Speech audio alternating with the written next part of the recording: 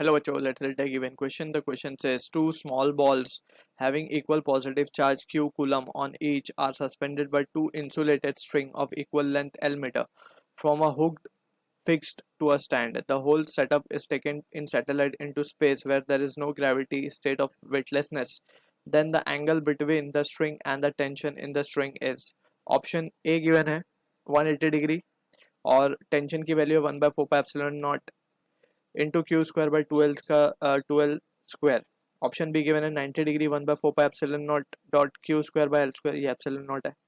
Option C 180 degree 1/4 epsilon naught, again epsilon naught q square by 2l square. Option D 180 degree 1/4 epsilon naught ql by 4l का square. So to understand this question, first of all we need to understand the key concept regarding Coulomb's law.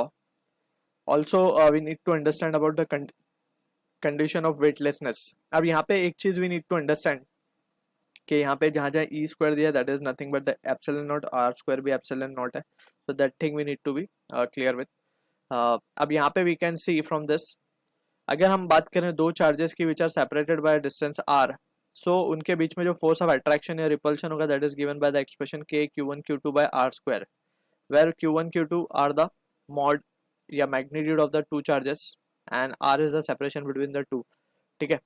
अब also we need to understand कि जब हम बात करते हैं दो bodies की, या फिर अगर हम बात करेंगे एक सिंपल पेंडुलम की हम बात कर रहे हैं, सिंपल पेंडुलम में बेसिकली क्या होता है कि एक स्ट्रिंग से एक मास हैंग होता है, राइट.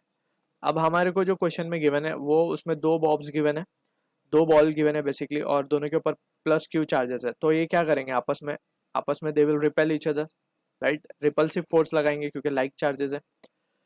अब वी कैन सी कि जैसे ही हम उसको स्पेस में लेके जाएंगे, सो स्पेस की कंडीशन क्या होती है, स्पेस में वेटलेसनेस होता है that is mg is equals to 0, right. Weightlessness वाली कंडीशन है. अब यहाँ पे अगर mg इज इक्वल्स टू 0 हो रहा है, so we need to be careful कि in that situation if we consider a case के लेट्स से ये कुछ इस तरीके से था, तो ये जो mg नीचे की तरफ लगता है बेसिकली वेट, ये अब नीचे की तरफ लगेगा ही नहीं and the string will move in the upward direction. क्यों? क्योंकि इलेक्ट्रोस्टैटिक फोर्स ऑफ अट्रैक्शन भी रिपल्शन भी यहाँ पे होगा, that we will see in a moment.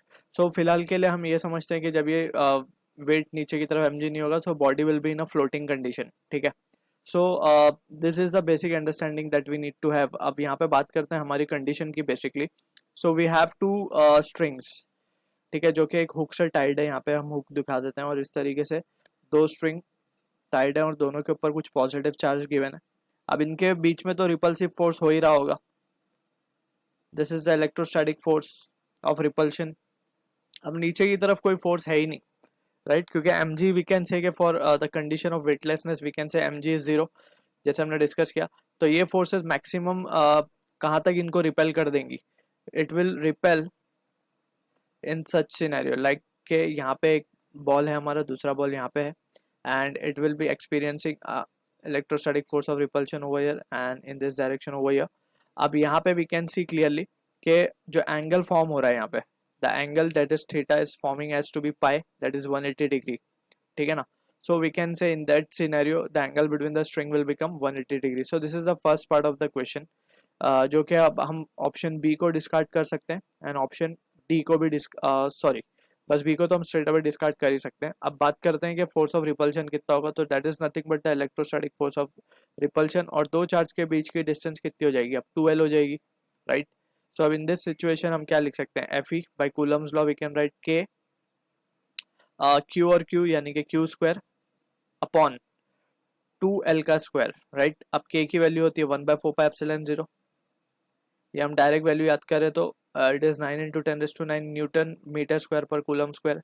फिलहाल K की वैल्यू हम ये रखेंगे that is electrostatic constant and that will be Q square upon 4l square भी लिख सकते हैं या फिर 2l स्क्वायर को भी हम लिख सकते हैं. So this is the force of repulsion we are getting. अब यही फोर्स स्ट्रिंग में क्या डेवलप कर देगी, tension, right. This will develop a tension and ये टेंशन हमेशा कैसे शो करते हैं हम, अवे फ्रॉम द बॉडी. ठीक है. So this will be the answer to the question, जो कि मैच हो रहा होगा हमारा ऑप्शन ए के साथ. I hope you understood the solution. All the best.